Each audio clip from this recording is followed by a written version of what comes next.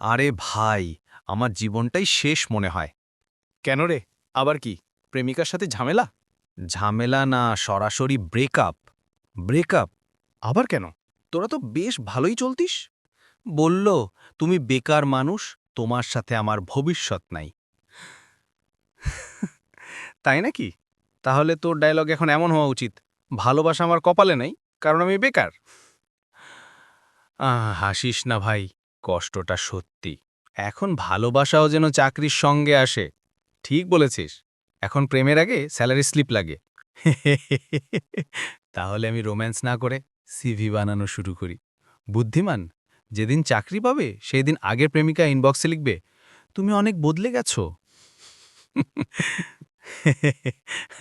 ঠিকই বলেছিস ভাই, ততদিনই গাছটার নিচে বসে স্বপ্ন দেখব। চলো চা খাই দোস্ত, জীবনে প্রেম না হোক, চা তো ফ্রি না। ঠিক বলেছিস।